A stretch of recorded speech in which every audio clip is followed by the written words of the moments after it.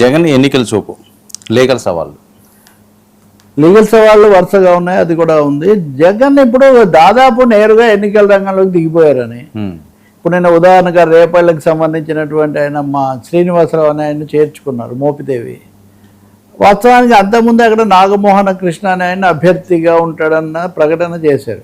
అంటే మామూలుగా ఒక అభ్యర్థి ఎక్కడైతే ఖాళీ ఉందో వేకెన్సీ ఉన్న చోటుగా వచ్చినట్టుగా మామూలు నాయకులు అలా వస్తుంటారు కదా, అలా కాకుండా ఇక్కడ అభ్యర్థిని ప్రకటించిన చోట అంతకుముందున మోపిదేవేమో వెళ్ళిపోయారు, పార్టీ నుంచి రాజీనామా చేశారు. కాబట్టి ఇక్కడ జగన్ చేస్తుంది ఏంటంటే అభ్యర్థులను క్షేత్రస్థాయిలో బలోపేతం చేయటం, ఒకరికి ఇద్దరు నాయకులను తీసుకొని రావటం, ఎన్నికల మూడ్లోకి వెళ్ళిపోవాలి. వైసీపీ ఎన్నికల మూడ్లోకి వెళ్ళిపోయి అభ్యర్థులు ఎంపిక వాళ్ళకి పూర్తి గ్రీన్ సిగ్నల్ ఇచ్చేసి రంగంలోకి దింపితే మిగతా వాళ్ళందరూ అవే చూసుకుంటారు అన్నది. రెండోది, నాకైతే 2011 ఆ సమయం నుంచి కూడా ఒకటైతే ఆ పార్టీ చేస్తూ ఉంటుంది, ఆయన బయట ఉన్నప్పుడు లేనప్పుడు కూడా. ఏమంటే ఒకరికే చెప్పడం, మిగతా వాళ్ళకి వేరే చేస్తామని చెప్పడం. వేరే పార్టీలో ఎన్నిక అంటే రాజీనామా చేసి వస్తే కానీ తీసుకోమనటం, తీసుకునే అవకాశం లేదని చెప్పడం. ఎస్వి మోహన్ రెడ్డి ఇందాక నేను చెప్పింది. సో ఇక్కడ జగన్ ఏం చేస్తున్నారంటే ఖచ్చితంగా అభ్యర్థులు, ఆ తర్వాత సహాయపడే నాయకులు, ఒక ఎలక్ట్రల్ బేస్, ఒక రాజకీయమైన రంగస్థలం, ఎన్నికల రంగస్థలం సిద్ధం చేస్తున్నట్టుగా కనిపిస్తుంది. ఎందుకంటే ఈరోజు మాట్లాడినప్పుడు ఆయన శ్రీనివాసరావు రావటం ఇదంతా మంచిదని చెప్తూనే ఇప్పుడు నాగమోహన కృష్ణకు అన్ని విధాలా సహకరించడానికి ఆయన అంగీకరించారు. ఇలాంటి సమయంలో వచ్చిన ఆయన ఎప్పుడు మర్చిపోము, మేము అధికారంలోకి రాగానే ఆయన చట్టసభలకు పంపిస్తాము అంటే మరో మార్గం బహుశా అని కావచ్చు అని హామీలు ఇస్తున్నారు. అంటే చాలా ఖచ్చితంగా స్థానిక స్థాయిలో, క్షేత్రస్థాయిలో అవగాహన, నాయకులను తీసుకోవటం, వాళ్ళ సామాజిక నేపథ్యాలు చూడటం, ఎలక్షన్ యంత్రాంగం అన్నది వైసీపీలో బాగా యాక్టివైజ్ చేసినట్టుగా కనిపిస్తుంది. ఇప్పుడు ఆయన భవిష్యత్తులో చేయబోయే పర్యటనల్లో కూడా ఎక్కడికెక్కడ అభ్యర్థిని ఐడెంటిఫై చేయడం, వేరే మనిషిని పెట్టడం, మిగతా వాళ్ళకి ఆలస్యమైనా కానీ. సో అప్పుడు దానివల్ల రెండు ఉపయోగాలు ఏమంటే, ఒకటి సందిగ్ధత ఉండదు, రెండవది ఖర్చులు, వ్యయ ప్రయాసాలు చాలా ఉంటాయి కదా, ఇవన్నీ కూడా అభ్యర్థులుగా నియమితులైన వాళ్ళు తీసుకుంటారని. మూడోది ఇంకోటి ఉంది, ఇప్పుడు మీరు పార్టీలో ఉన్నారు, మీ పార్టీలో మీరు అడుగుతున్నారు, మీకు టికెట్ వస్తుందో లేదో తెలియదు, ఒక 5-6 మంది రైవల్స్ ఉన్నారు.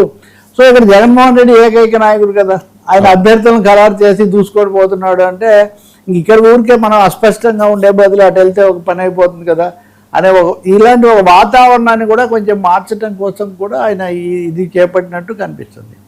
ఇది దీనికి సంబంధించి. రెండోది, ప్రభుత్వం మీద కూడా ఆయన తీవ్రంగా ఈరోజు కూడా ఒక ఇది పెట్టాడు. ముఖ్యంగా ఈ ఆక్వా ఫీడ్, ఆ కంపెనీలతో మీరు చేతులు కలిపి రైతులకు అన్యాయం చేయండి. నిజంగా ఆక్వా ఫీడ్ సమస్య చాలా తీవ్రంగానే ఉంది. అంతర్జాతీయ పరిస్థితులు కూడా దీనికి తోడవుతున్నాయి. మీరు ముందే నిర్ణయించే బదులు మీకు సంబంధించిన వాళ్ళని సంతృప్తిపరచడం, వాళ్ళ లాభం కోసం మీరు ఆక్వా రైతాంగాన్ని దెబ్బతీస్తున్నారని ఒక తీవ్ర స్థాయిలో ధ్వజమెత్తుతూ దాదాపు ఒక 60 పేజీ ట్వీట్ లాంటిది ఆయన పెట్టారు. సో ఒక్కొక్క విషయంలో ఇప్పుడు అమరావతిలో నిన్న ఒక లింక్ వంతెన లాంటిది ఉంది, దాని గడ్డర్లు నిన్న దెబ్బతిన్నాయి. ఇది నిజంగా పెద్ద వార్త నిజానికి. దాన్ని మళ్ళీ అమరావతి రోజు చర్చ ఎందుకని 64 కోట్ల విలువైంది అది. దాంట్లో మరి ముందే దెబ్బతినేసరికి అన్ని పత్రికల్లో కూడా ఇది వచ్చింది. సో ఇక్కడ చాలా కాంట్రాక్టులు వీటన్నిటిలో అవకతవకలు జరుగుతున్నాయి అన్నది కూడా వాళ్ళు చేస్తున్నారు, ఒకదాని తర్వాత ఒకటి. ఇక్కడ గూగుల్ మీద కూడా నిన్న ఇండియన్ ఎక్స్ప్రెస్ ఒక ఎడిటోరియల్ రాసింది, AP data centre experience A lesson to India అని. ఎక్స్ప్రెస్ ఎడిటోరియల్ రాసింది, మనం చర్చించలే సమయం లెక్క. కాబట్టి ఇవన్నీ తీసుకొని వచ్చి ఇవి ఏకపక్షంగా జరుగుతున్నాయి, వీటిని ఆపాలి అనేది. ఇప్పుడు జరిగే ఏకపక్షమేమో కానీ ఇంతకుముందు జరిగిన ఏకపక్షం కేసులు అవి ఒకటి వస్తున్నాయి కదా.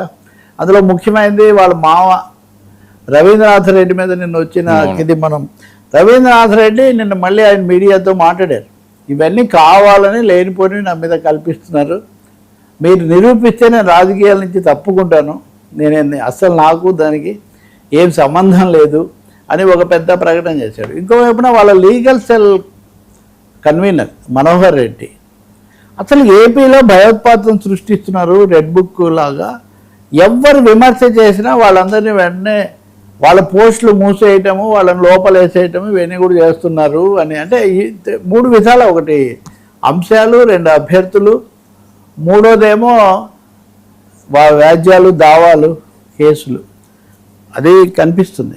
ఇంకా కొంచెం నెమ్మదిగా ఇంతకంటే గొంతు పెంచే అవకాశం, మరింత సూటిగా దాడి పెంచే అవకాశం అయితే కనిపిస్తుంది.